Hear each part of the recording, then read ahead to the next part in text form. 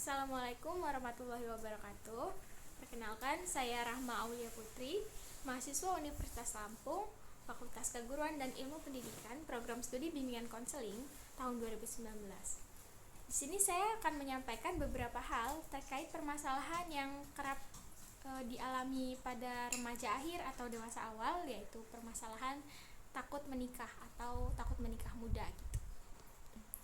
Takut menikah sendiri bukan suatu hal yang aneh untuk kita para remaja dan dewasa awal yang sudah mulai punya banyak teman yang menikah atau punya keluarga besar yang udah mulai nanya kapan nikah. Itu pasti akan memunculkan rasa takut dan kekhawatiran terhadap pernikahan itu sendiri.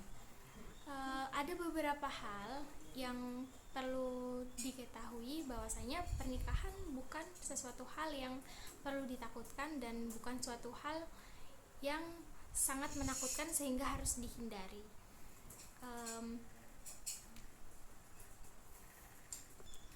Beberapa hal yang menjadi faktor penyebab para remaja atau dewasa awal mengalami rasa takut. Yang pertama adalah permasalahan perekonomian. Ya, tidak bisa kita pungkiri bahwasanya perekonomian adalah sesuatu hal yang penting dalam pernikahan, bukan hanya untuk mencukupi sandang pangan papan, tetapi untuk hal-hal lain dan pengeluaran tidak terduga.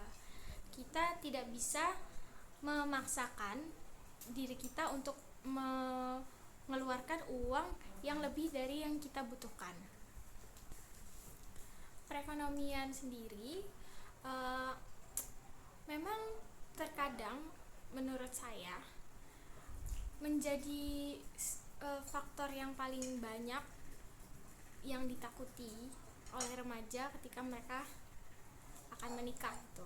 Dan hal itu bukan tanpa dasar, tetapi pada kasus perceraiannya memang lebih banyak kasus tentang perekonomian dibanding hal yang lain, seperti itu.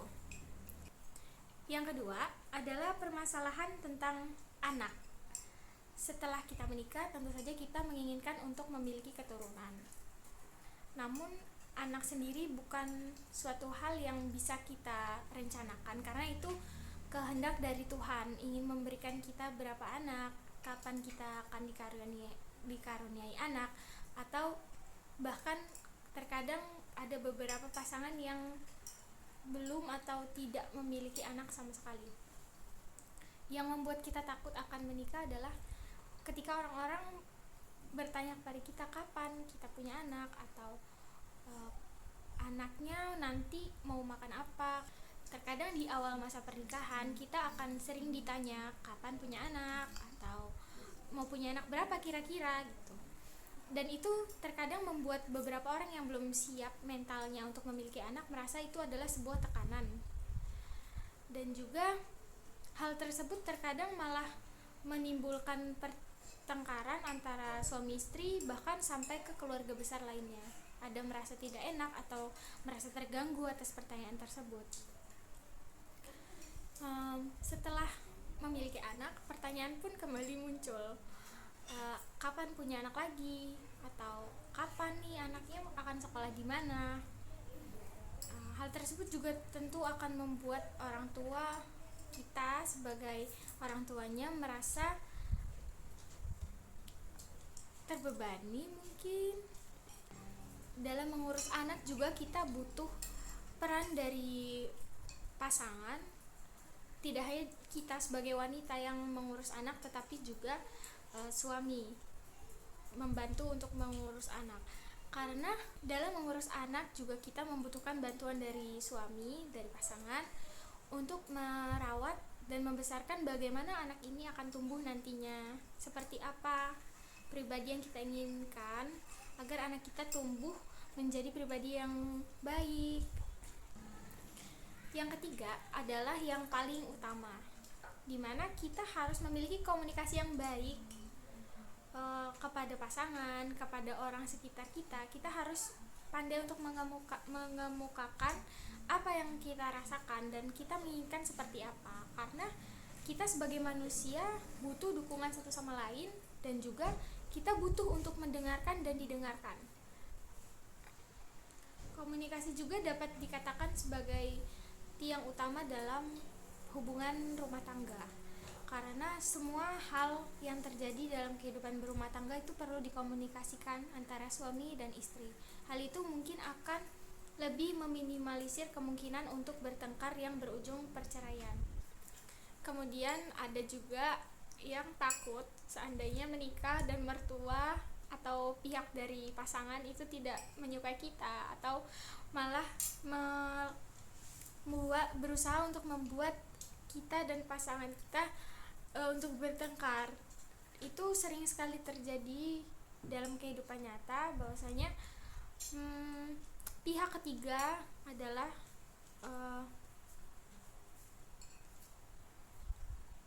pihak ketiga seringkali menjadi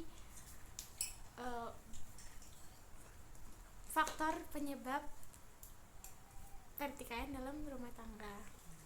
Permasalahan terkait keluarga pihak mertua yang akan menjahati kita itu lebih sering terjadi dan ditakuti oleh perempuan, karena perempuan mungkin lebih perasa, sehingga sedikit perkataan saja mungkin dapat menyakiti hati kita. Dan yang terakhir, ketakutan terbesar dari pernikahan adalah perceraian. Semua pasangan yang akan menghadapi jenjang pernikahan pasti akan berpikir takut seandainya bercerai, takut kalau misalnya sesuatu terjadi dan mengharuskan mereka untuk berpisah. Mungkin hal tersebut hal yang paling ditakuti oleh kita semua, dan hal tersebut memiliki banyak faktor yang baru saja saya sebutkan, yaitu faktor perekonomian, faktor komunikasi, faktor anak, juga faktor orang ketiga. Dan di sini saya akan berbagi sedikit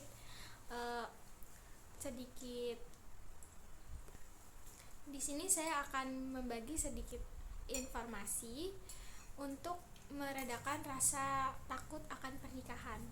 Yang pertama, dari faktor komunikasi. Hal yang paling penting dalam pernikahan adalah komunikasi. Sebisa mungkin sebelum kita memulai dan memilih untuk melangkah ke jenjang pernikahan, kita harus memiliki komunikasi yang baik oleh pasangan. Kita harus mengenal lebih baik bagaimana cara pasangan berkomunikasi, memperbaiki komunikasi kita tanpa marah, dan bagaimana kita seandainya kita memiliki emosi yang harus dikemukakan dengan pasangan, sebisa mungkin kita tahan dan kita luapkan dengan kalimat yang lebih baik.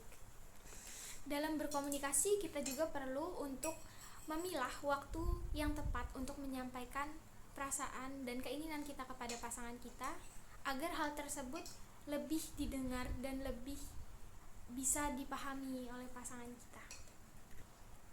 Untuk permasalahan takut menikah karena takut perekonomiannya kurang baik, sebaiknya kita dapat melakukan perincian pengeluaran yang kira-kira akan kita keluarkan saat menikah, dan memisahkan hal mana yang menjadi kebutuhan dan juga keinginan kita. Pemisahan kebutuhan dan keinginan kita itu sangat penting untuk meminimalisir pengeluaran-pengeluaran yang tidak dibutuhkan. Dan yang terakhir, jika kita merasa takut dalam mengurus anak dan juga orang ketiga, maksudnya orang ketiga seperti mertua dan ipar-ipar kita bisa saja menganggap hal itu sebagai bercanda atau tidak terlalu diambil hati. Kita tidak perlu menganggap hal tersebut sebagai beban, anggaplah hal tersebut sebagai doa agar kita dapat lebih baik lagi untuk pasangan kita. Karena dalam pernikahan tentu saja banyak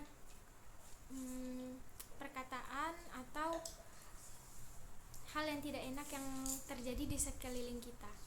Jika kita menganggap itu sebagai suatu beban dan juga suatu permasalahan, maka hal tersebut akan selamanya menjadi beban dan permasalahan. Namun apabila hal tersebut kita anggap sebagai doa dan juga sesuatu yang tidak perlu kita pikirkan, maka hal tersebut tidak akan memberikan dampak buruk yang terlalu parah terhadap kita. Oke, demikianlah materi yang dapat saya sampaikan. Semoga hal tersebut dapat bermanfaat untuk kita dan untuk semuanya. Terima kasih sudah menonton video saya. Mohon maaf apabila ada kesalahan kata. Saya akhiri. Wassalamualaikum warahmatullahi wabarakatuh. Sampai jumpa.